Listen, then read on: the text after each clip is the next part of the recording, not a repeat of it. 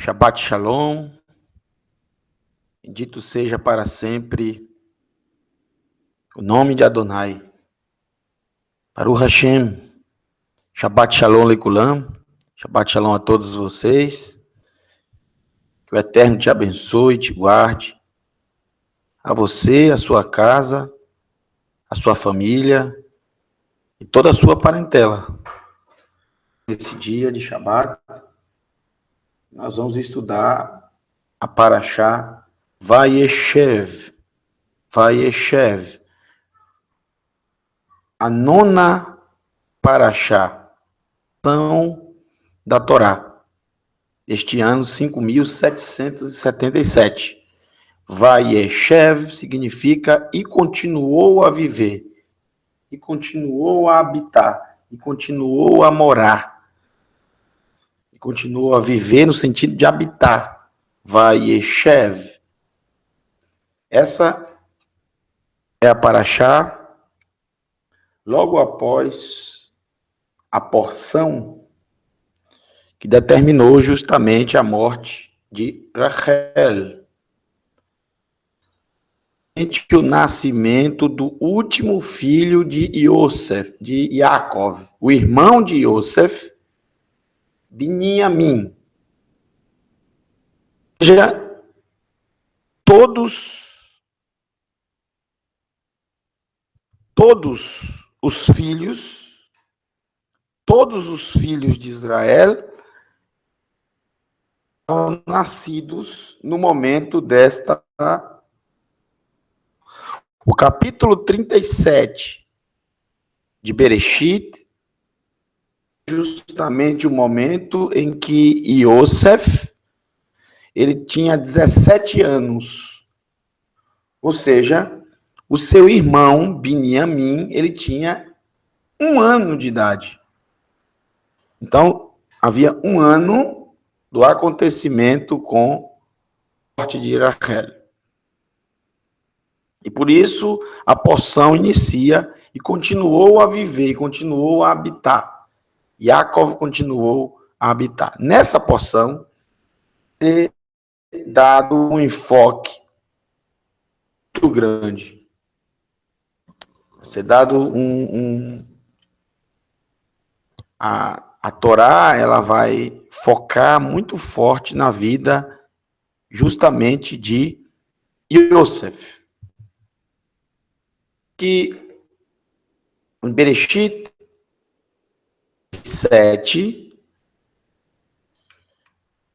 e esse será o tema dessa noite, a túnica de Yosef, Ha-Ketonet Yosef. Então, vocês estão vendo aí o primeiro verso da porção Vayeshev. Bereshit, Gênesis, capítulo 30, diz assim: Vayeshev be'eretz megurei aviv be'eretz Kenaã. E continuou a habitar e continuou a viver Yaakov na terra pai viveu como estrangeiro. Megurei, vem da palavra ger, quer dizer estrangeiro. Aviv, seu pai. Be'eretz, Kenaã, na terra de Kenaã. Assim como seu pai, assim como Abraham Avinu, o seu avô, continuou a viver na terra de Kenaã como estrangeiro. Ou seja, habitando em tendas. A terra não lhe pertencia. A terra não pertencia justamente a Yaakov.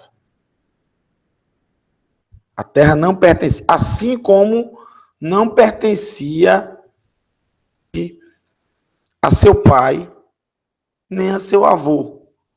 Eles apenas tinham uma promessa de Adonai. Porém, eles não tomaram posse, eles continuavam a viver e a habitar como se fossem estrangeiros ou moradores temporários. Assim foi justamente a vida de Abraão, Isaac e Yaakov, vivendo em tendas e se mudando de um lugar para o outro, sempre. Sempre se mudando de um lugar para o outro. E aí vem o verso 2. Tem bastante detalhes para nós. Ele toldot.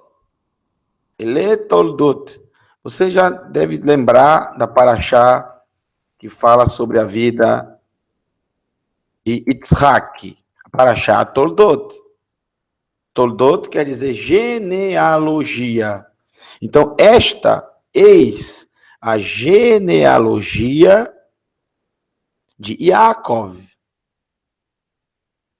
Porém, citar os filhos de Yaakov, na ordem de nascimento, Reuven, Shimon, Levi, Yehudá. Veja que quem é que vem? Yosef. Veja, a genealogia de Yaakov inicia com Yosef. Não é à toa que Yosef será declarado com o direito da primogenitura. Ele receberá dupla herança, dupla porção. Tudo que seu pai tinha, toda a herança de Yaakov foi dividida em 13 partes. 13 partes, sendo que 2 partes ficaram com Yosef. Mas como pode 2 partes ficar com Yosef? Algum dos filhos terá, porque a terra foi dividida em apenas 12 partes, e não em 13. O certo seria dividir a terra, toda a herança, em 13 partes, para que o primogênito ficasse com 2 e todos os outros filhos herdassem uma parte. O primogênito, 2. Porém, não foi dividido em 13 partes. Foi dividido em 12, como sabemos. Então, se Yosef tem 2 porções e são 12 filhos, um dos filhos vai ficar sem porção. Justamente Levi. A tribo de Levi ficou sem porção, porque Yosef teve 2 porções. Então Adonai, o que Adonai disse? Eu serei a porção deles, e eles dependerão justamente dos irmãos. Eles dependerão das 12 tribos de Israel. Se você observar, são 13 tribos. São 13 tribos, porque a tribo de Yosef é dupla, tá? É dupla. E se você contar, justamente vai dar 13. Vamos lá. Reuven, Shimon e Yehudá. Levi, Zevulon, Asher, Gad, Dan, Naftali, Menaché, Efraim,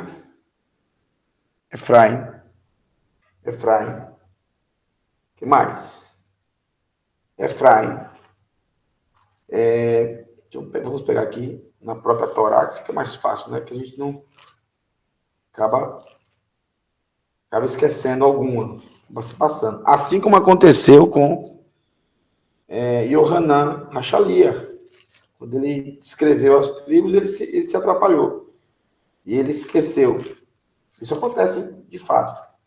Veja só, as tribos são o seguinte, vou pela ordem de nascimento. Reuven, primeiro. Shimon, segundo. O terceiro, Levi. O quarto, Yehudá. Depois vem o quinto, justamente o quinto é Dan. Dan. O quinto. O sexto, Naftali. O sétimo, Gad. O oitavo, Asher. O nono, Issachar. Está esquecido de Issachar. Issachar. O décimo, Zevulon. Zevulon. Aí vem o 11º, Menaché. E Efraim, 12º. Falta uma. Biniamim. Então você vê, são 13 tribos. Porque a tribo de Yosef, ela se expandiu, ela virou duas. Teve dupla herança. Dupla herança. Então você vê, 13 tribos. Porém, uma dessas tribos não herdou de terra. Só herdaram 12 tribos. A terceira, que é Levi, não tem herança nenhuma. Por isso, aí inicia justamente a questão que já estava preparada antes disso tudo, o Maaser, ou seja, a 10ª parte, que é justamente o mandamento relacionado ao social para todos aqueles que estão sem condição de se manter. A 10ª parte é estritamente social no que se refere à alimentação. A se manter no mais básico que existe. Alimentação, vestimentas, o mais básico. Comida, bebida. Muito bem. Então já é de se esperar que Yosef será declarado no futuro como primogênito, porque ele já é destacado desde o início da Toldot, ou seja, da genealogia de Jacob. Ele já coloca Yosef como o primeiro, na frente, destacado. Perceba. Ben Ezre Shaná tinha 17 anos de idade. E já era Hayá Roê. E já era pastor. Perceba que a palavra pastor, Roê, tem muito a ver com a palavra reê, ou seja, ver, observar. Então, na língua hebraica, a palavra pastor, pastorear, tem a ver com pastorear ovelhas, pastorear animais, tem a ver com observar, analisar. Os olhos estão sempre presentes para que não aconteça nada com o rebanho. Muito bem. A Torá destaca que com 17 anos, Yosef já era um pastor. Ele já era pastor. Et Erav Batson Vehu Naar. Então, veja, ele com 17 anos, ele já era responsável pelo rebanho. Pelo rebanho. Então, ele já era responsável pelo rebanho de ovelhas. Mesmo com 17 anos, apesar de ser muito jovem, ele já era responsável por pastorear o rebanho. Dentro desse grupo que ele estava inserido, ele já era o chefe, o líder. Era ele que decidia para onde ia o rebanho, o momento do rebanho comer, o momento do rebanho beber, o momento de parar, para onde ia, para onde não ia. Que grupo? A Torá diz: Bnei Bilha, os filhos de Bilha, dois filhos, Bnei Zilpa, Et Bnei Zilpa, e os filhos de Zilpa. Então, quatro homens, 4 jovens, e entre eles, chefiando, pastoreando, sendo pastor, sendo aquele que comanda, era justamente Yosef. Então, com quem estava Yosef? Com quem estava Yosef? Ele estava com Dan, ele estava com Dan, e mais? Asher, ele estava com Dan, Asher. Vamos lá. Ele estava com os filhos de Bilha. Quem foram os filhos de Bilha? Os filhos de Bilha foram Dan e Naftali. Dan e Naftali, os filhos de Bilha. E também estava com os filhos de Zilpa.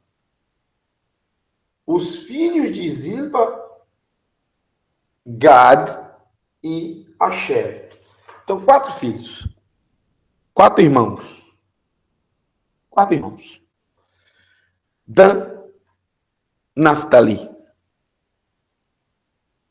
Asher e Gad. Esse era o grupo que Yosef estava presente. Os outros irmãos era outro grupo de rebanhos. Muito bem. Preste bastante atenção na parte final do verso 2. Aviv vai haver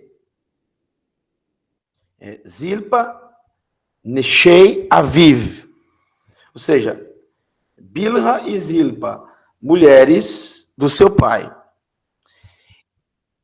Vai haver Yosef et Tam Ra'a, Divatam Ra'a el Avihem. Olha só, olha esse texto. Vamos ler no hebraico realmente, vamos ver o que realmente a Escritura ensina, sempre analisando as Escrituras, sem preconceitos, sem ideias preconcebidas. Isso é muito importante. Vai haver e trazia e entrava. Ou seja, ele chegava até o pai, ele tinha acesso ao pai, e ele trazia para o pai o quê? Dibatam Ra'a. Dibatam Ra'a. O que significa Dibatam Ra'a? O que significa Dibatam Ra'a? Bom, a palavra Dibatam, Davar quer dizer palavra. Então, aqui são palavras. Ra'a é algo mal, algo ruim, né? Algo terrível, maldoso. É o que significa, né? Lashon Hará, a língua do mal, a língua má, a língua perversa. Então, Dibatam Ra'a, relato maldoso ou difamação. Isso quer dizer como está escrito na Torá, que Iosef difamava os seus irmãos. Iosef, pessoal, trazia relatos difamatórios. O que é uma difamação? Uma difamação é uma calúnia. Uma calúnia, o que é uma calúnia? É uma mentira. É uma mentira. É algo ruim. E a Torá, ela, em todo momento, inclusive bastante nessa paraxá, nós vamos ver como os nossos atos, como aquilo que nós plantamos, nós colhemos na frente. Não tem jeito. É uma matemática perfeita. O que você planta, você colhe. Iosef difamou os irmãos. Veja, Iosef difamou os irmãos. O que é que vai acontecer com Iosef alguns anos depois? Porque uma semente, ela não cresce da noite para o dia. Ela primeiro germina, depois vai crescendo, muito tempo depois vai dar os frutos e depois se colhe.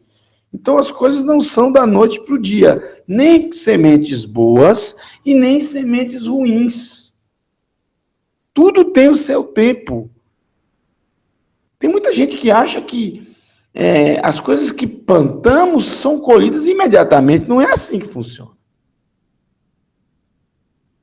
Iosef, ele vai colher alguns anos depois o que ele plantou aqui. Da mesma forma, da mesma maneira que ele difamou os irmãos, ele será difamado, caluniado pela esposa de Potifar. A esposa de Potifar levanta uma calúnia. Ela levanta uma calúnia contra Iosef. Ele me atacou, ele queria me pegar à força, ele queria se deitar comigo à força. Calúnia.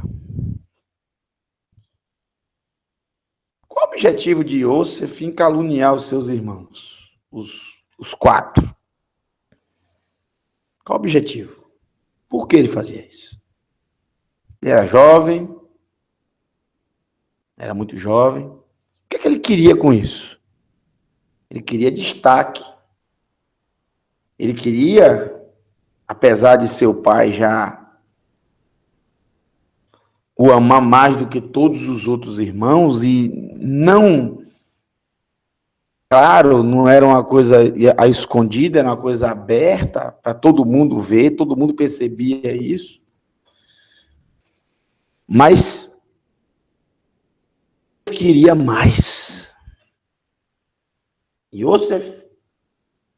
O Iosef do capítulo 37 é uma outra moeda, outro lado da moeda do Iosef do capítulo 39. É um outro personagem. Mas é da água para o vinho. O Iosef do capítulo 37, ele é completamente laico. O que é algo laico? Totalmente desprovido do Criador, do Eterno. Porque você não vai encontrar no capítulo 37, apesar que Iosef fala bastante no capítulo 37, mas você não vai ver, você não vai encontrar nada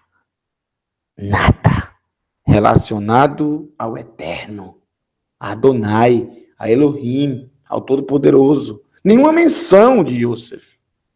Nem de Iosef, nem de ninguém. Até parece que Essa família do capítulo 37 era uma família laica, politeísta, uma família que servia a outros deuses, porque você não vê uma menção sequer do nome de Adonai.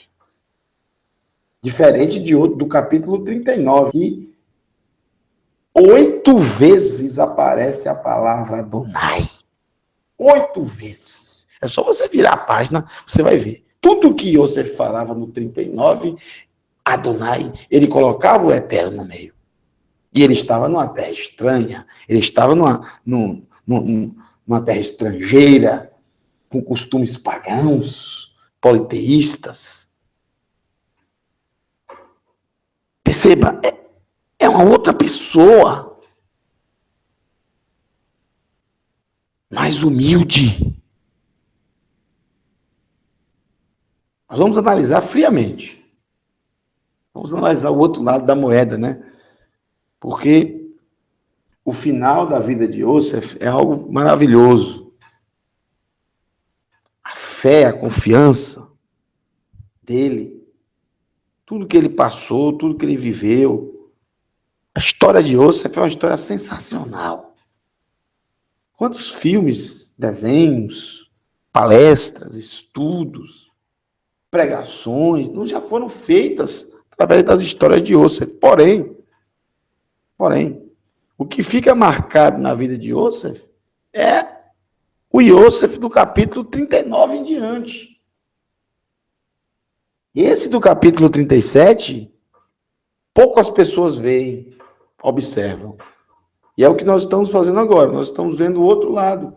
Por que nós estamos fazendo isso? Isso é muito importante para a gente ver, a Torá está nos mostrando a mudança na vida do ser humano. Não basta nascer num lar em que as pessoas servem ao Todo-Poderoso, em que os pais servem ao Todo-Poderoso. A história é individual. Cada um tem a sua história, cada um tem o seu livro que está sendo escrito e no último dia será aberto. O relacionamento com o Criador é algo individual. Então não basta nascer judeu. Você tem que fazer parte do povo de Adonai. E a Torá mostra aqui que apesar de Yosef ter nascido, ser um filho destacado, ele precisava justamente de uma mudança. E essa mudança veio quando ele esteve justamente no caminho entre Canaã e o Egito. E quando chega no Egito, ele já é outra pessoa. Precisou ele passar por tudo isso, precisou ele ser humilhado para que ele fosse exaltado. Mas por que ele foi humilhado? Porque ele também humilhou. Vamos ver isso. Estou dando para vocês uma outra perspectiva através do original.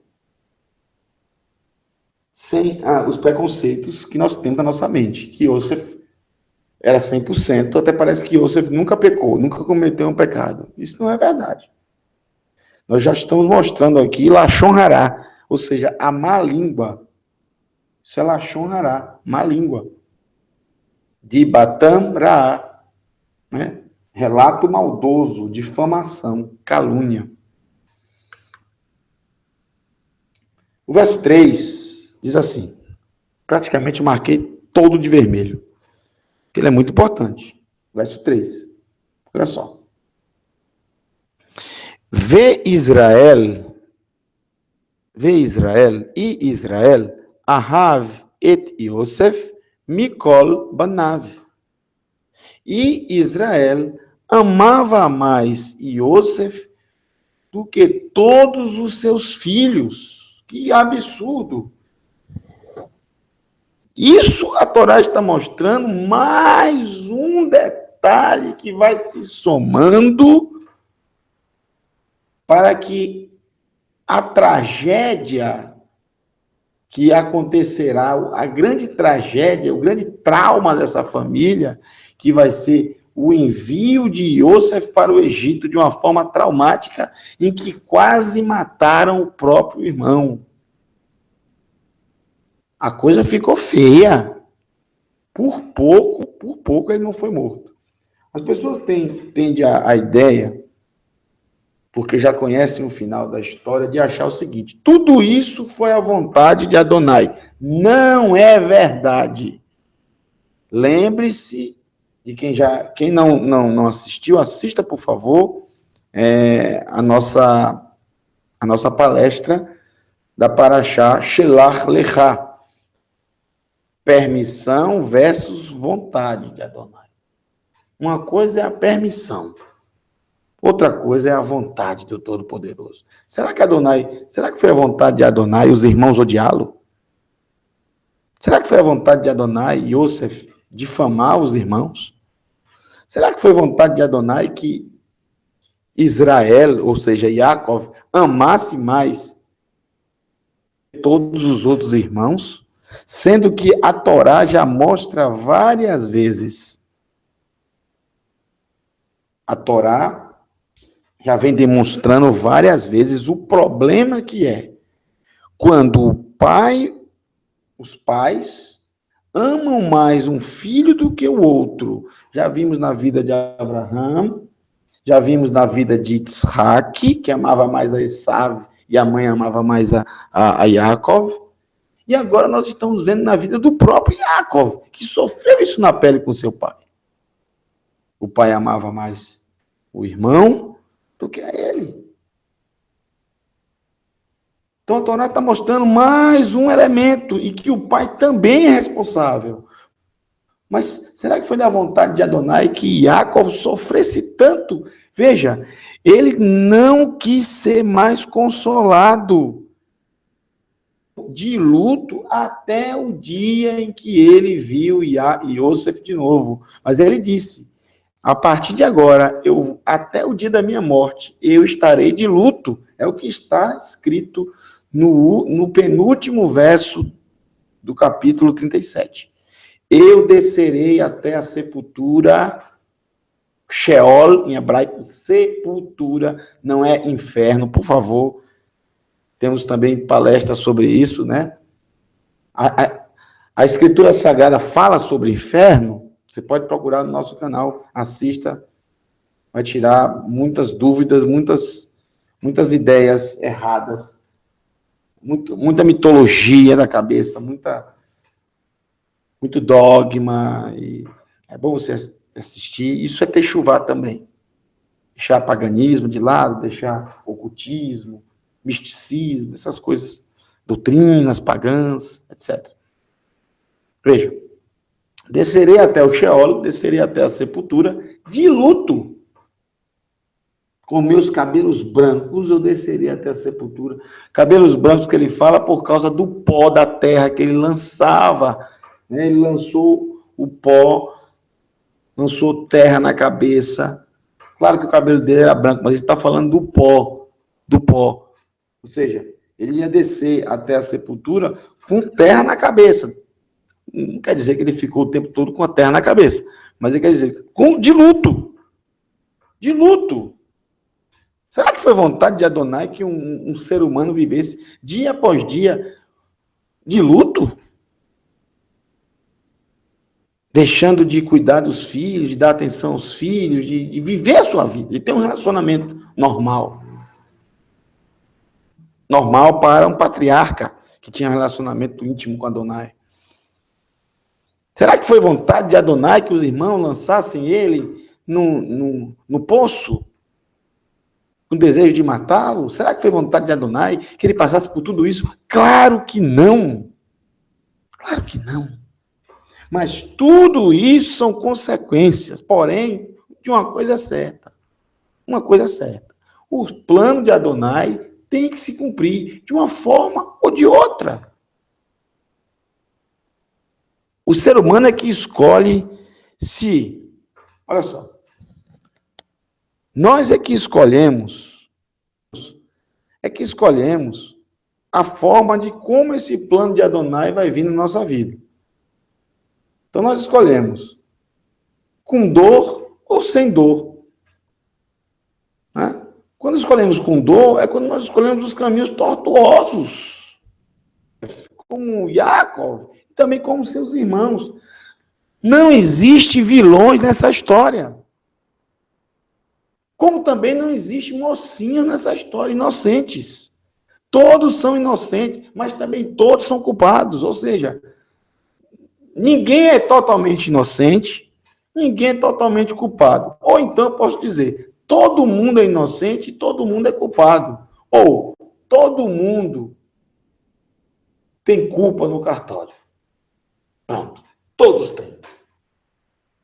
Todos têm. Todos têm. Eu posso até cometer um erro gravíssimo de dizer, até Adonai tem. Com um escritor, eu estou tirando isso de um escritor famosíssimo judeu. Ele fala, até o Eterno tem. Por quê? Porque ele criou o livre-arbítrio. Então, o livre-arbítrio é que faz o ser humano ter poder de escolher e de traçar os seus próprios caminhos. E isso tem que ser acreditado na conta do Eterno, que foi ele que criou, foi ele que deu ao ser humano isso. É engraçado, né? Mas assim, gente, essa história tende sempre as pessoas a colocar os irmãos de Yosef como demônios, como pessoas horríveis.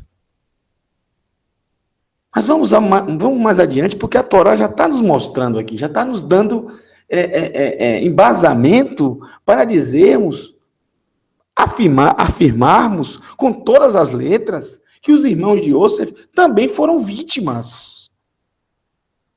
Foram vítimas de um pai que amava mais a um do que a todos os outros. Por mais que você já seja adulto, já tenha crescido um pouco, todos sentem na pele isso. O favorecimento a um filho, só porque ele era filho de Rachel. A Torá está dizendo, Israel amava mais a Yosef do que a todos os irmãos, do que a todos os seus filhos, do que a todos os seus filhos. E continua. Kiven Zikanim Hulo Veassá. Olha só. Pois ele era o filho Zikanim, da sua velhice. E daí? Pois ele era o filho da sua velhice. E Biniamim, que era mais novo ainda que ele, né? Veassalo ketonet passim. E fez assar, vem de osse, fazer, criar. E fez lo para ele, e fez para ele. Está falando de quem? Yosef. E fez para ele, né? Ketonet. Vem, né? Você lembra da palavra cotonete, né? Que é uma haste. Uma haste. O nome não é cotonete, viu, gente? É a marca que é cotonete. Por favor. Como também bombril. Não é bombril, é palha de aço. Palha de aço. Né? Não é leite moço, é leite condensado. A gente costuma chamar um produto da marca, né? Quando a marca é muito famosa. Cotonete, existem várias marcas. Cotonete é uma marca. O nome é haste flexível. Mas a palavra ketonete, hebraica, com certeza o dono dessa fábrica tem algum conhecimento judaico ou é judeu? Eu não conheço, eu não sei. Mas a palavra ketonete não tem nada a ver com algodão, não. Tem a ver com haste, ou seja, talar. Talar. Ketonete é uma túnica talar. O que é uma túnica talar? É uma túnica que vai até o calcanhar. Cobre os joelhos e desce até o calcanhar. Então, é uma túnica talar. Assim como a palavra cotonete é uma haste. Uma haste, tá? E a palavra passim é uma palavra muito difícil, porque é uma palavra que só aparece nas escrituras relacionados tanto à história de Yosef, como também em 2 Shimuel, Shimuel Bet, 2 Samuel, capítulo 13, 2 Samuel, capítulo 13, verso 18, que diz assim: Tamar, a filha de Davi, que foi violentada pelo irmão, estava usando uma túnica de mangas longas. Mas a palavra que aparece no original é ketonet passim, a mesma coisa de Yosef.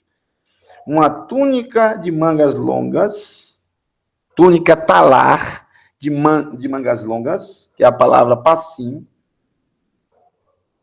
Era assim que eles costumavam vestir as filhas do rei que eram virgens. Isso aqui na época do rei Davi, tinha-se o costume, né, das filhas reais, ou seja, das princesas, se vestirem com ketonet passim. É a mesma palavra. Porém, aqui não tem nada a ver com reinado, porque na época não existia reinado, mas a palavra é a mesma. A palavra passim, ela é muito difícil, porque ela tanto significa algo comprido, como também significa listradas.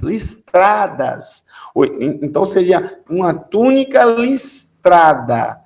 Mas essa listra da palavra passim, listras da palavra passim, pode ser justamente, está se referindo às mangas compridas, que é como o tradutor, o Daniel,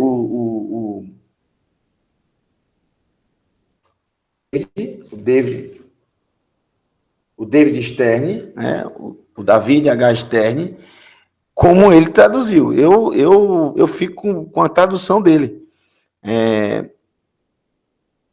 Lendo alguns sábios do passado, o que eles dizem sobre a ketonet passim? Não bastava, olha só, a Torá está dando vários detalhes, várias razões para que o próximo texto venha à tona. O ódio que começou a crescer, a inveja que começou a crescer, uma inveja que virou ódio dos irmãos de Yosef por Yosef. Já vimos o caso que ele difamou os irmãos, já vimos agora o caso que o pai amava mais ele do que os outros, e agora nós já estamos vendo algo, o ápice, o clímax, o topo, o top of mind, o topo da mente. Gente, não é um simples presente, é o significado da ketonet passim. Já vimos que lá no livro de Shimuel, na época dos reis, era que identificava as princesas e também, com certeza, os príncipes, né? Só temos esses dois textos na Escritura, só. Não tem mais. Só tem esses dois. O que é que os sábios diziam? Bom, sabemos que a palavra ketonet é uma túnica talar, ou seja, é uma túnica que vai até o calcanhar, cobrindo o joelho e tudo. E a palavra passim, como eu disse, também se refere às mangas. Então não se cobre só o corpo e vai até o calcanhar, mas também os braços são cobertos, ou seja, a pessoa vestida com essa túnica, esse tipo de túnica feita por por Yaakov, ele estava completamente coberto. O que significava isso? Que essa pessoa era o líder geral, o líder de todos os pastores. Ele não pegaria mais no pesado. Primeiro porque está usando uma túnica de manga comprida. Ele não vai pegar pesado. Também a túnica é talar, né? É muito mais difícil para ele trabalhar, para ele realizar qualquer tipo de serviço, diferente dos irmãos, né?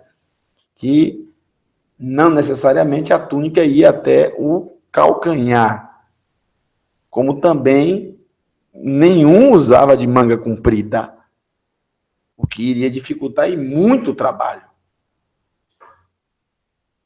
Todo mundo que visse o grupo rapidamente daria para identificar quem era o líder, quem era a autoridade daquele grupo, quem mandava, quem dava as ordens, quem poderia negociar alguma ovelha ou resolver algum problema.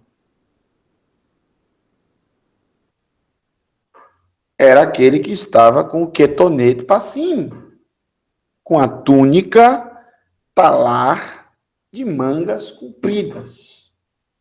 Nada de túnica colorida, nada disso. Isso aí é uma má tradução. Passinho, a pessoa não sabia o que era, colocou colorida. Não é verdade. A palavra não é colorida, viu? Algumas traduções trazem isso, está errado essa tradução. Não tem nada de túnica colorida. Imaginou um líder com a túnica toda colorida? Não. O próprio Yaakov fez essa túnica.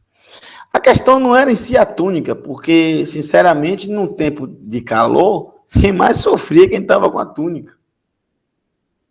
Também você ficava diferente dos outros, né? Você não era um modelo, você não estava como os outros, você ficava até um pouco desconfortável por estar vestindo algo diferente de todos.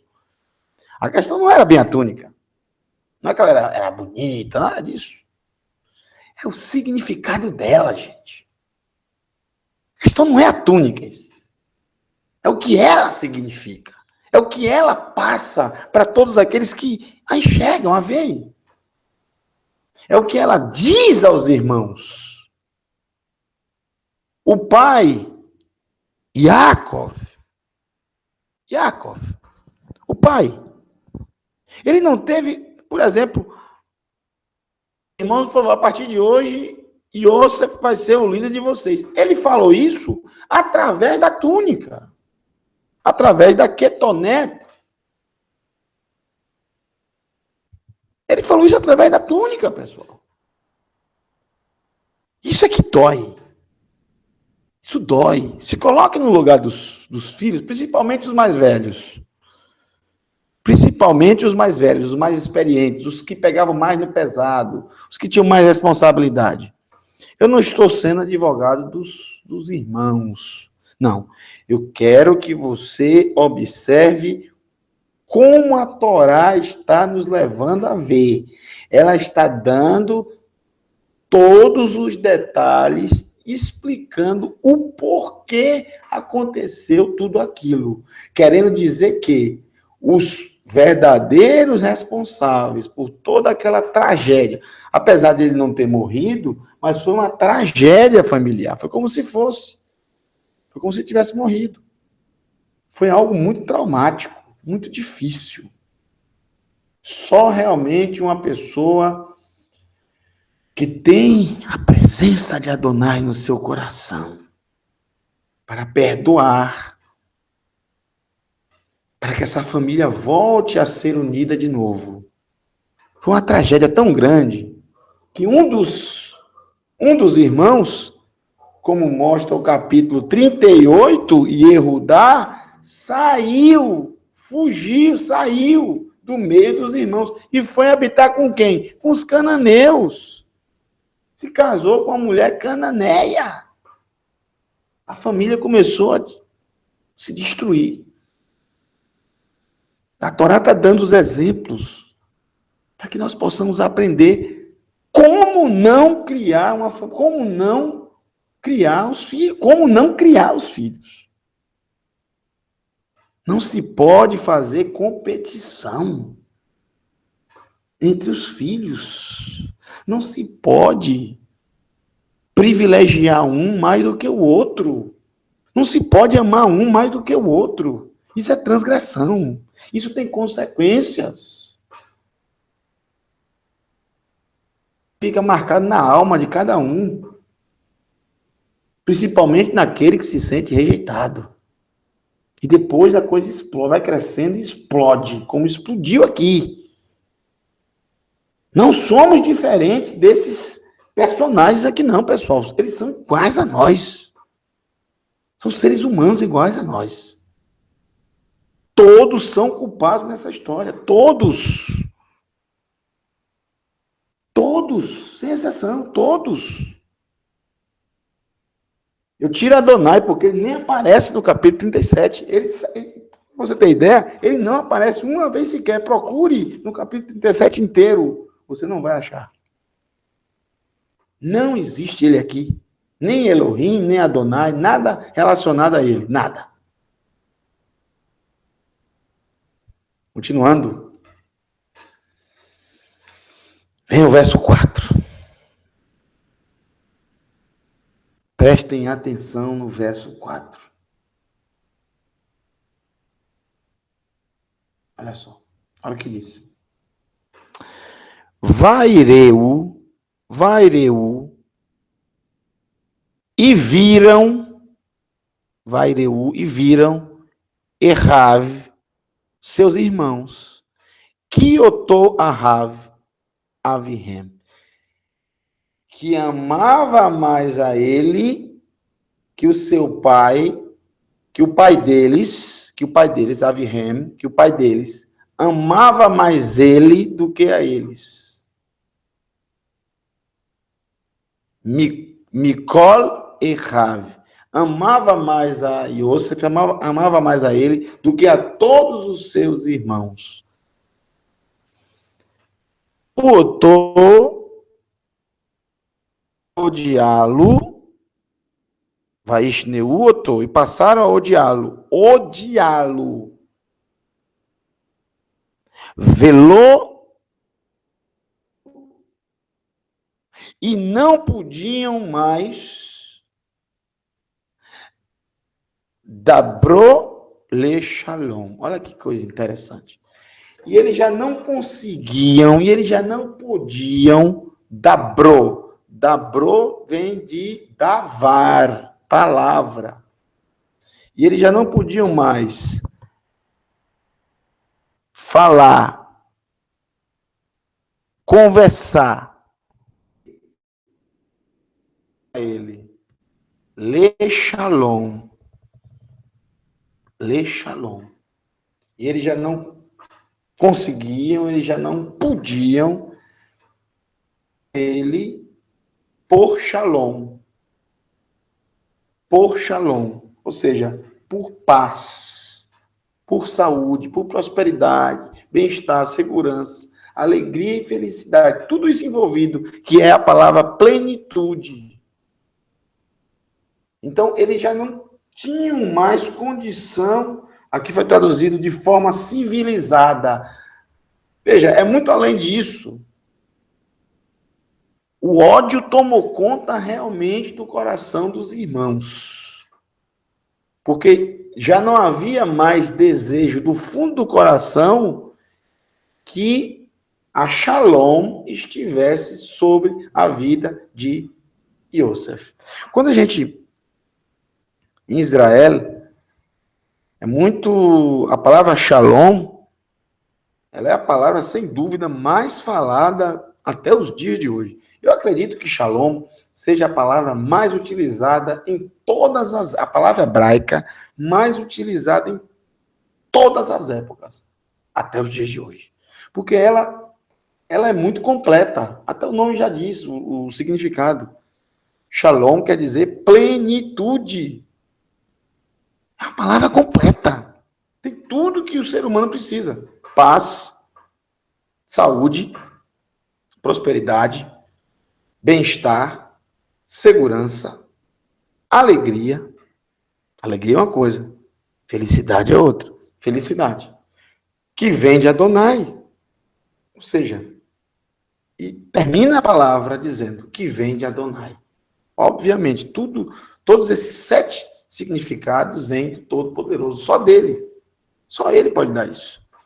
Só ele pode conceder isso. Então, os irmãos já não tinham condição de desejar isso para ele, de falar isso para ele. Porque é costume sempre isso.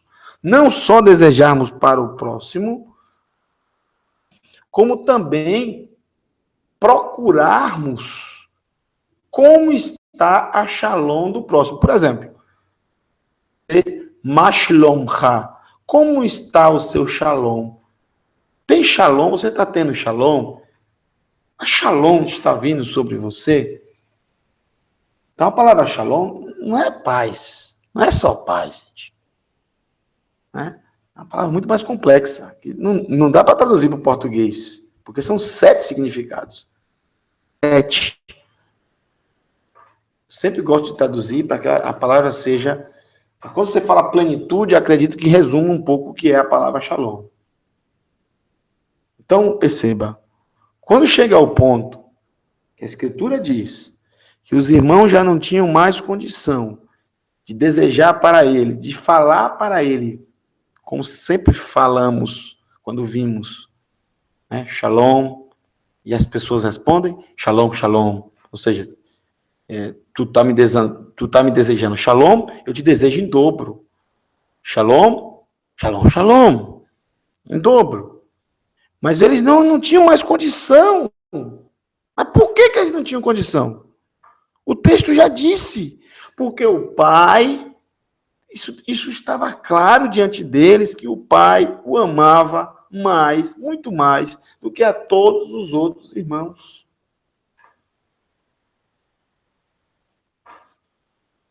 E por que eles chegaram a essa conclusão? O que levou os irmãos a chegar à conclusão que o pai amava ele mais do que a todos os outros irmãos?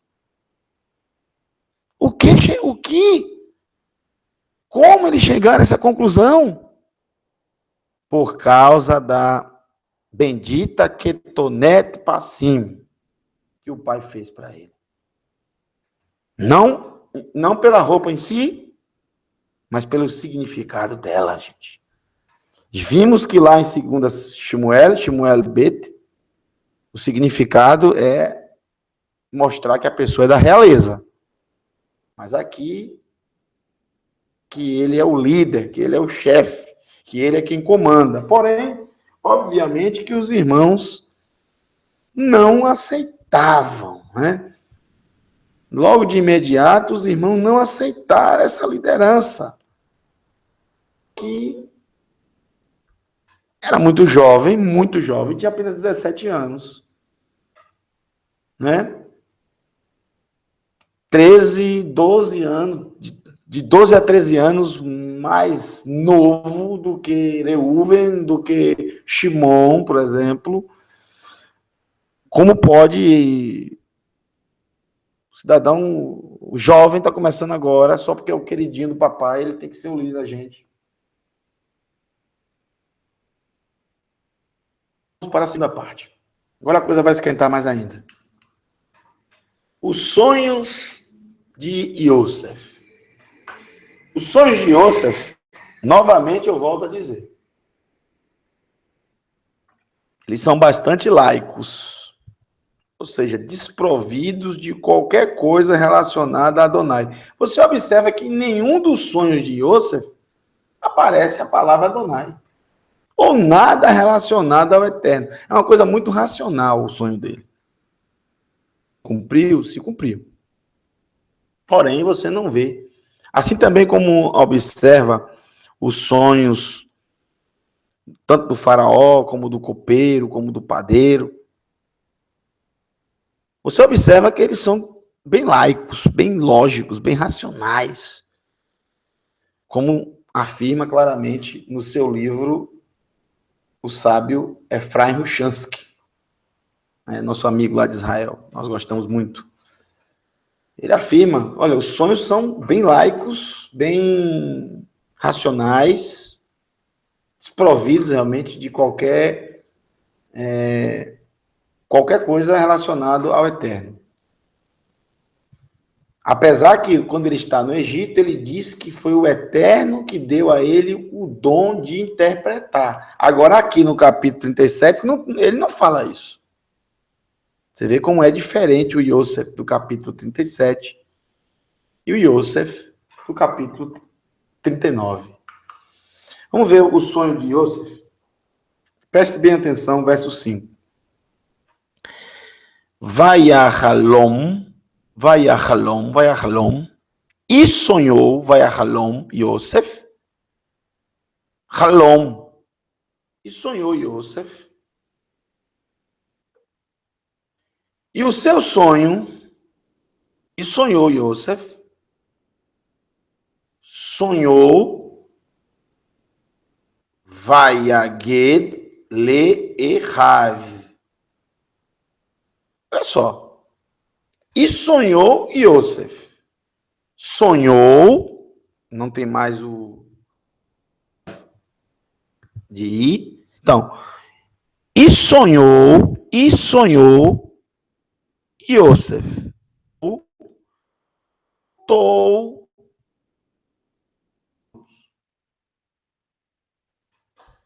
Por que a Torá repete a palavra sonhou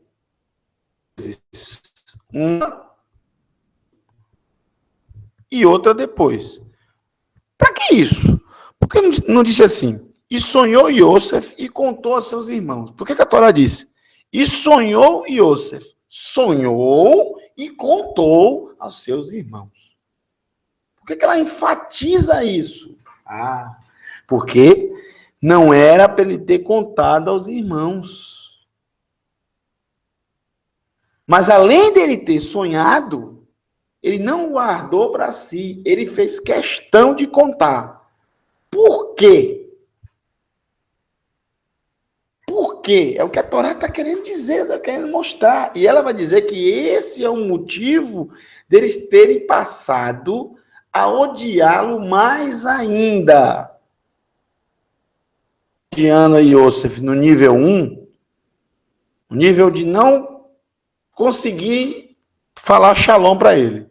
Eles passaram a odiá-lo no nível 2, depois que ele contou o sonho.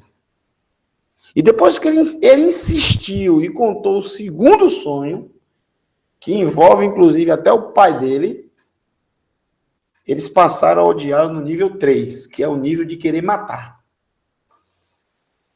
Entenderam? O que é que o sonho diz?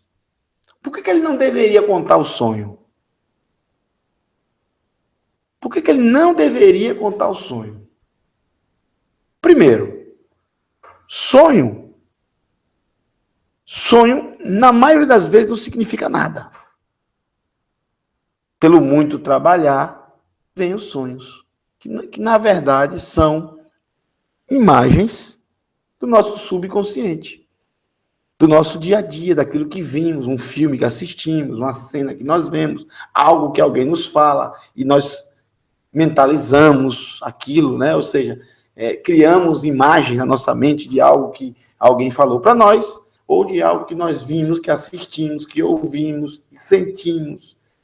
Tudo isso é guardado no nosso subconsciente e aflora quando estamos num momento totalmente em que estamos completamente dormentes, né?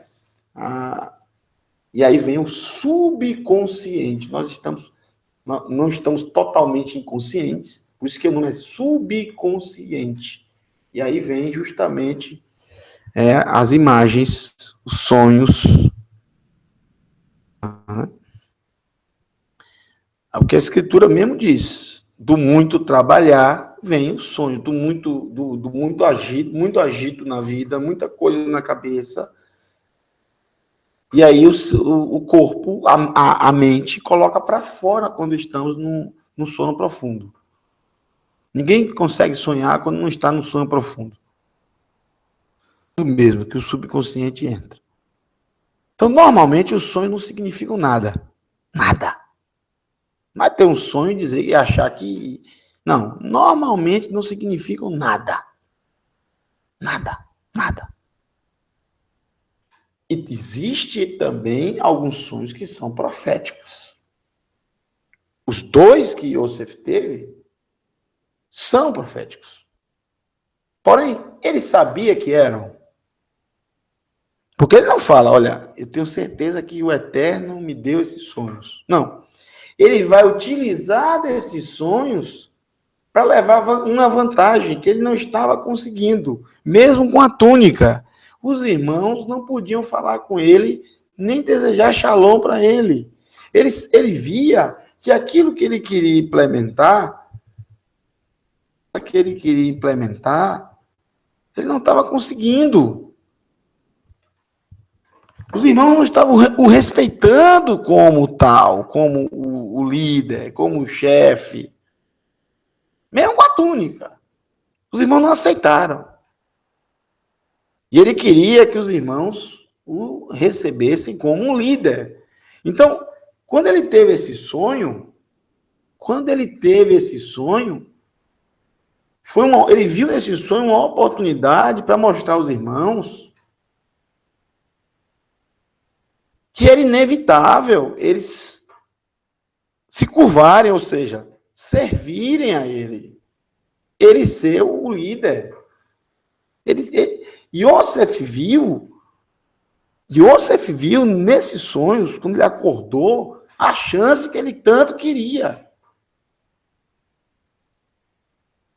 A chance que ele tanto queria. Uma justificativa plausível do que simplesmente o seu pai. Porque o que é que os irmãos diziam? Olha, você está com essa túnica aí, querendo ser nosso líder, porque foi o nosso pai que colocou, porque você é o queridinho, você é o filho da mulher que ele amava. Portanto, eles não aceitavam. Por que a Torá diz? E sonhou Yosef. Sonhou e contou. Repete a palavra sonhou. Porque ele não deveria ter contado. Ele contou. Isso foi um problema. Por quê? Porque ele contar o sonho fez os irmãos o odiarem mais ainda. Então, isso não foi uma coisa boa ele ter contado aos irmãos. Foi uma coisa sábia. Isso demonstrou o quê? Que ele queria impor de qualquer maneira a liderança aos irmãos. Veja. Vaiomer Aleichem. Vaiomer Aleichem. Perdão. Vaiomer Aleichem. E falou a todos os irmãos, né?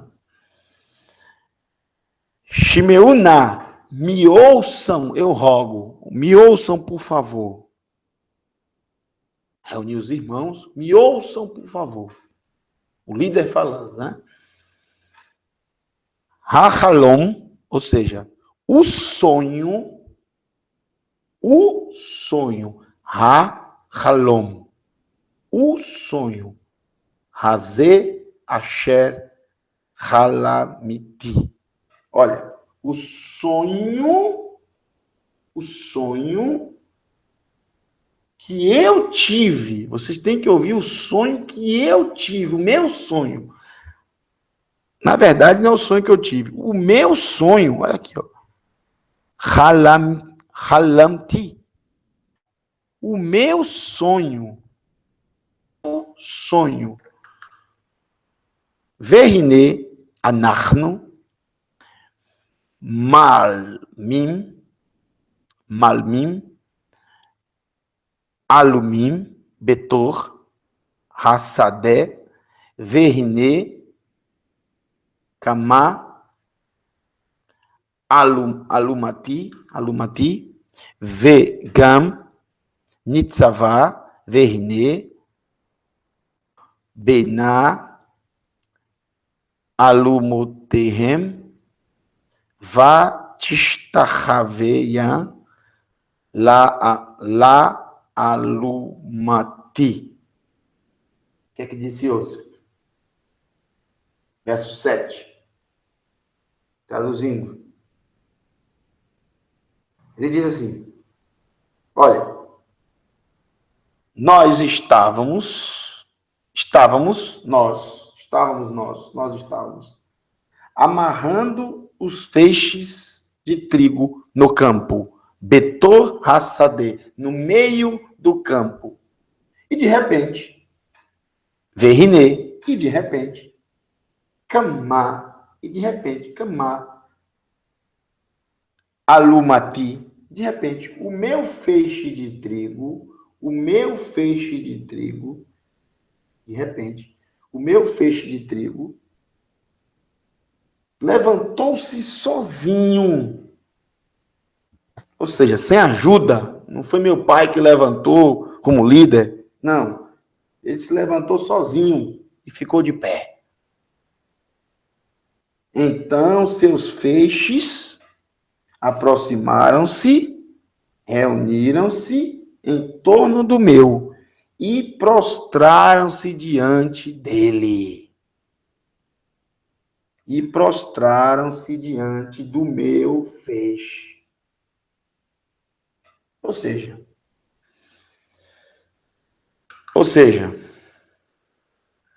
olha, vocês vão ter que aceitar a minha liderança. Eu estarei acima de vocês.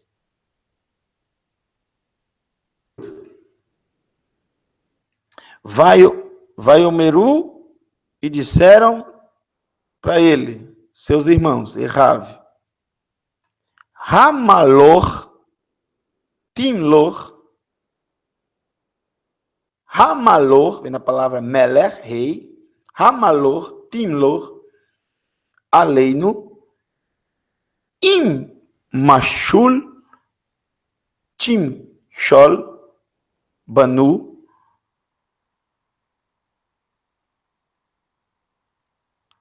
seus irmãos disseram seus irmãos. Com certeza, o rei sobre nós. Com certeza, Ramalor, Timlor, Aleino. Com certeza, o rei, ou seja, ele, reinará sobre eles, sobre os irmãos. Com certeza. Entendi o sonho. Você quer dizer que você será rei e reinará sobre nós. E você fará um grande trabalho de mandar em nós. Ou seja, na verdade, o que você quer dizer é que você vai fazer um grande trabalho reinando sobre nós, mandando em nós, sendo o nosso líder, algo que eles não queriam aceitar. Não queriam aceitar a liderança de Yosef. Agora perceba o final do verso 8. Vaiosifu od. Seno oto al halomotav ve'al devarav. E passaram mais a odiá-lo. Senó. É muito parecido com o nome, vem daí a palavra do poço, do poço Sitna, ou seja, inimizade. Senó. Daí vem a palavra Sitna. Inimizade. E passaram mais mais. E passaram a mais odiá-lo por causa halomutav, do seu sonho. Por causa do seu sonho. E não só por causa do sonho. Ve'al devarav. E também as suas palavras. Que palavras? o que ele disse, o que ele contou, a forma como ele contou o sonho, a forma como ele interpretou o sonho, a forma como ele deixou transparecer o sonho. Então, quando a Torá diz, olha, vai a Halom Yosef, Halom, e sonhou Yosef. Sonhou e contou. Esse sonhou e contou, olha só, são dois aspectos. Primeiro, ele teve o sonho, mas se ele não contasse a ninguém o sonho, o que ia acontecer? Ninguém ia odiá-lo por causa do sonho, que ninguém sabia. Segundo, expor o sonho a todo mundo. Você já imagina com que ele estava vestido. Com a túnica, a ketonet passim, e de mangas compridas. Estou dando para vocês tudo que a Torá está mostrando aqui, no seu contexto original. A Torá está dando razões pelas quais o ódio dos irmãos chegou a algo inexplicável. Que quem lê rapidamente, sem analisar, pensa o quê? Esses são monstros. Porém, estou mostrando a vocês o outro lado da moeda. O que a Torá é o que a Torá está fazendo. Outra vez nessa paraxá com a esposa de Potifar. A mesma coisa que fez aqui com os irmãos, ela vai fazer com a esposa de Potifar. A Torá vai fazer com a esposa de Potifar. Te mostrar o outro lado da moeda. Vai a Halom Od e sonhou mais. E sonhou mais. Od, mais. E sonhou mais. Sonhou Halom, Aher, vai saber, Oto, Le, Ahav. É incrível. Ele sonhou mais. Ou seja, ele teve outro sonho. E também contou aos irmãos. Já não bastava o primeiro sonho. Já não bastou o primeiro sonho ter deixado os irmãos tão irritados que, inclusive, discutiram com ele. Quando disseram para ele, já entendi, você quer ser o rei sobre nós, você quer reinar sobre nós, você quer dizer que vai fazer um grande trabalho mandando em nós. Ou seja, já ficou claro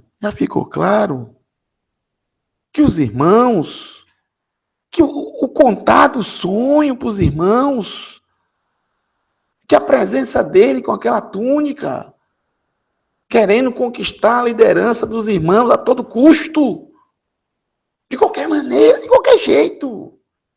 E liderança não se conquista. Não se conquista a liderança.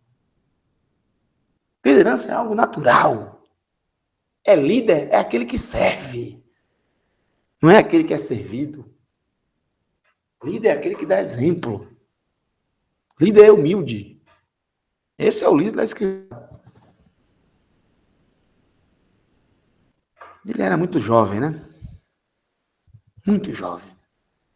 Como a própria Torá também já colocou no começo, quando lemos o verso 2. Ele era muito jovem para aquela tarefa que o pai estava colocando ele. Muito jovem. Então, a Torá está dando várias razões para que essa frágil família se despedaçasse. Desde o nascimento dos filhos, já foi uma competição, uma guerra entre as duas mulheres, as duas irmãs. Já foi uma competição. Até o nome dos filhos já era para competir com o outro. Incrível. E o pai nada contribuiu para que se apaziguasse a coisa. Continuou, na verdade, aumentando ainda mais, colocando mais lenha na fogueira. Essa que é a grande realidade, é o que a Torá está dizendo.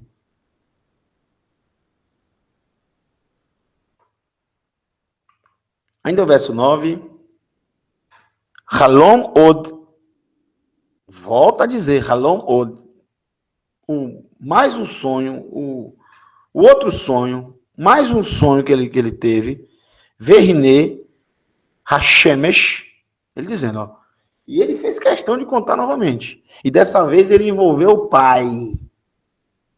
O sonho dessa vez envolve o pai. Segundo ele é o pai, né?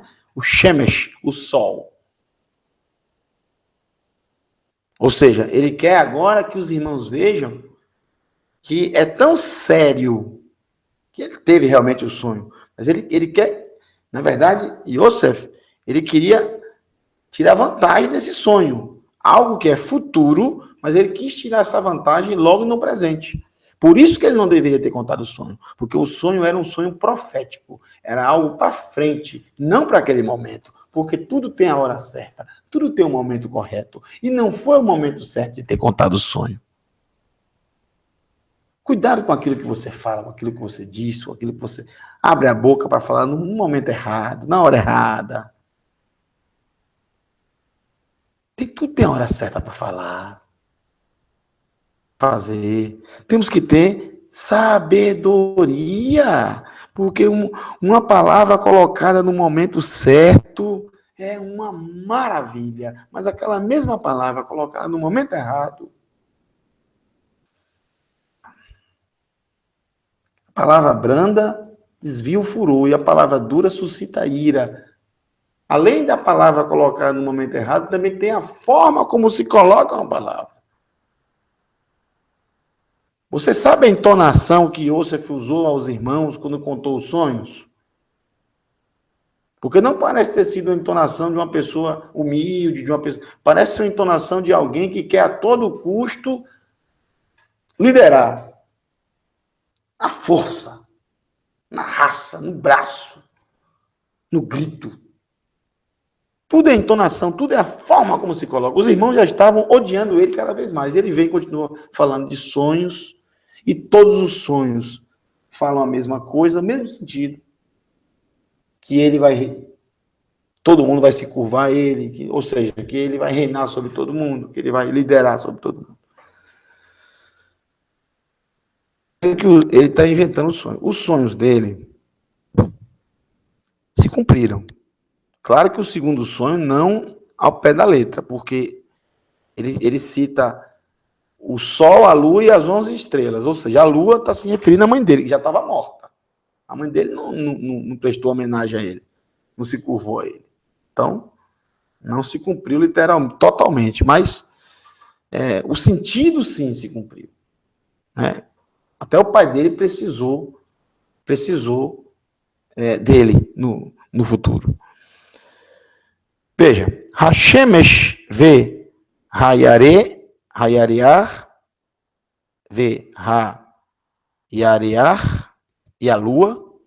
Daí vem a palavra Yerichó, né, a cidade da lua, cidade pagã dos cananeus. Vê Ahad, Assar e 11 Kohavim, 11 estrelas, e 11 estrelas, Mishtahavim, vem da expressão Mishtahavê, ou seja, se curvar, se prostrar, me prostrarei, Mishtahavim, se prostrarão li para mim, se prostrarão a mim. Então, como foi a entonação dele, hein? Tudo é a forma como se fala, como se coloca, e principalmente o momento que se coloca. Será que foi o momento certo de falar? Por isso que a Torá diz, e sonhou Yosef. Sonhou e contou. Além de ter sonhado, ele contou. Por que ele teve o sonho? Em nenhum momento a Escritura diz que foi o Eterno que colocou o sonho para ele. Olha, Adonai apareceu a ele, o anjo apareceu a ele em sonho e disse isso. Não, em nenhum momento aqui você vê. Ele está dizendo que ele sonhou. Ele sonhou porque ele tinha muito isso no coração, na mente. Ele pensava muito nisso, em reinar sobre os irmãos. Ele tinha essa aspiração. Ele tinha essa ambição. E acabou sonhando. Um sonho que acabou se tornando realidade na frente. Mas sabe por que se tornou realidade? Porque Yosef, ele mudou. Ele se transformou em outra pessoa. Ou seja, ele fez techuvá, ele se arrependeu, ele se tornou humilde. Por isso ele teve que ser humilhado. Porque se ele continuasse na mesma arrogância, jamais esse sonho se tornaria realidade. Nós fazemos nosso destino. E o nosso destino não pode jamais, jamais, jamais, jamais quebrar os propósitos de Adonai. Porém, o ser humano, ele traça os seus caminhos. Mas jamais vai interferir em algo que Adonai colocou como um propósito. E de toda a situação, por pior que pareça, Adonai sempre consegue extrair algo bom. Yosef sofreu muito, mas muito do seu sofrimento foi por causa justamente da forma como ele agiu com os irmãos. A Torá está dizendo que por causa desses sonhos que ele teve, e também da forma como ele falou para os irmãos sobre o sonho, eles passaram a odiá-lo ainda mais. E é incrível que Yosef, ele passou quantos anos na prisão? Ele foi para o Egito com 17 anos. Ficou 2 anos na casa de Potifar, como está relatado. 2 anos. 2 anos. 17 mais 2, 19. Com quantos anos ele foi convidado pelo faraó para interpretar o sonho?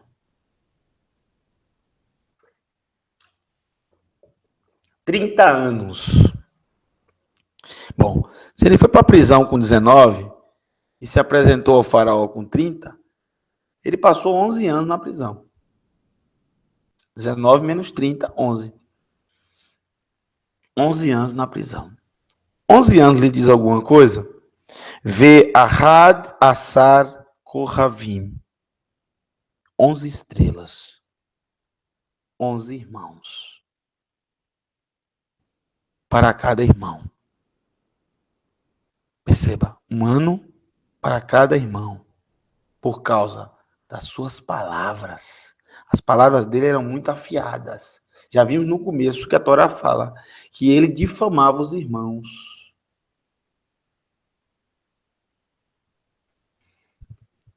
Tudo isso, tudo que a gente planta, a gente colhe. Não tem jeito. Não foi a vontade de Adonai ele ter passado por tudo aquilo. Foi a vontade de Adonai, sim, salvar o seu povo. Para libertá-lo depois do Egito.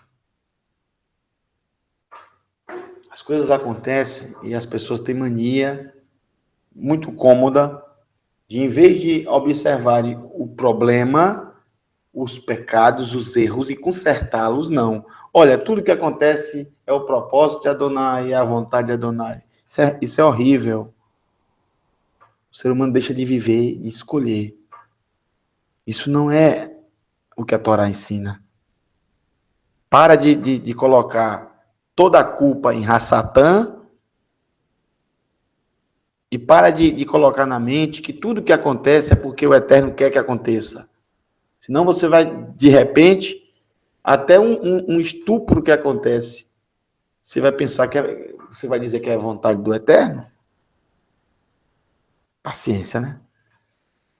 Vamos ser humildes o suficiente em reconhecer os nossos erros. Porque muita coisa acontece ruim na nossa vida e a gente fica pensando que, isso é a propósito de Adonai. Não é. Isso são sementes plantadas no passado que precisam de arrependimento, de techuvá.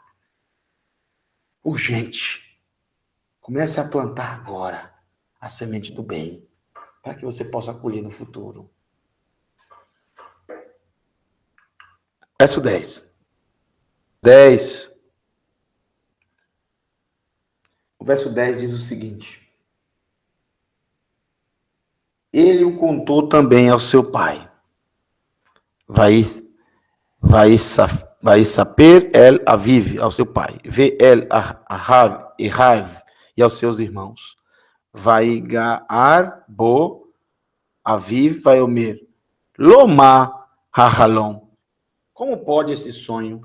Como pode esse sonho? Como pode o sonho?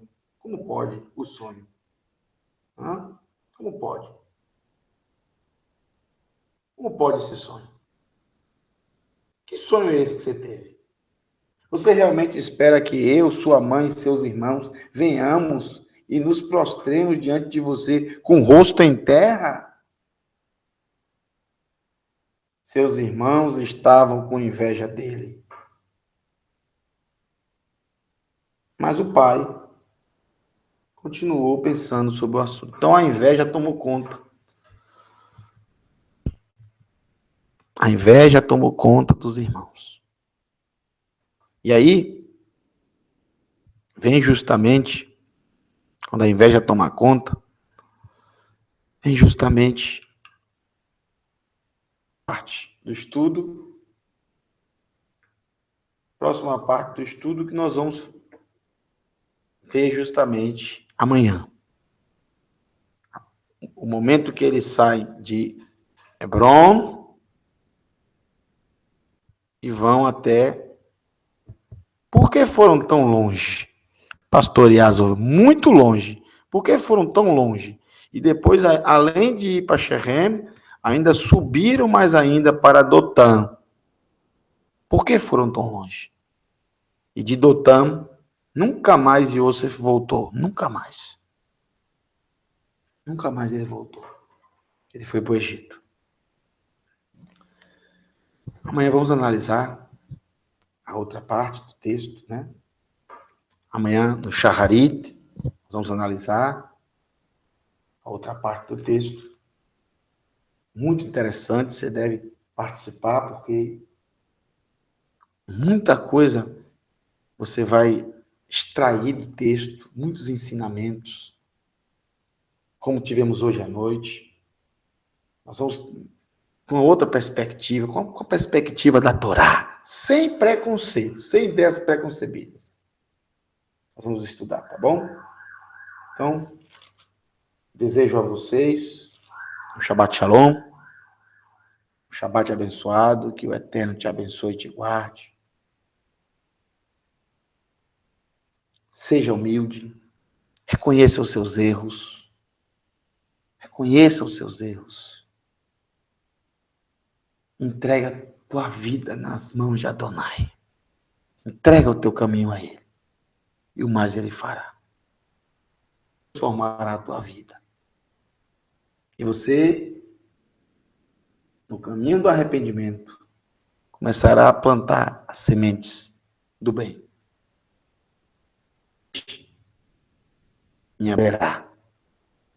Zerá Hatov, a semente do bem. Vamos virados em direção a Jerusalém. Vamos recitar a Birkat Kohanim. E assim vamos encerrar o Kabbalat Shabbat nessa noite especial. Amanhã nós estaremos às 10 da manhã. Vocês já vão poder ter acesso ao vídeo às 10 da manhã. Vamos estudar, né, a segunda parte da Parashá e à tarde também. E à tarde nós vamos falar um pouquinho sobre a festa de Hanukkah, tá? Que vamos celebrar a partir do dia 25, já ao pôr do sol à noite. Nós já vamos começar a celebrar o Hanukkah. Então, vamos falar um pouco para vocês amanhã à tarde, tá bom? Desejo a vocês Shabbat Shalom. Vamos recitar a Birkat Kohanim. Yevarechecha Adonai veishmerecha. Yair Adonai panav elecha v'yehuneka. Yisa Adonai panav elecha veyasem lecha. Shalom. Que o Eterno te abençoe e te guarde. Que Ele faça resplandecer o seu rosto sobre ti e tenha misericórdia de ti. Que o Eterno sobre ti resplandeça a sua presença e derrame a sua paz, saúde, prosperidade, bem-estar, segurança, alegria e felicidade que vem de Adonai. Bishem, Yeshua, Hamashiach, Adoneinu, Demoshienu, Ayakara. Em nome de Yeshua, Hamashiach, nosso querido Adonai Salvador. Elohim, Melech, Neeman, Elohim é rei. Fiel. Que o Eterno te abençoe e te guarde. Shabbat Shalom a todos. Laila Tov. Uma boa noite. Baruch Hashem.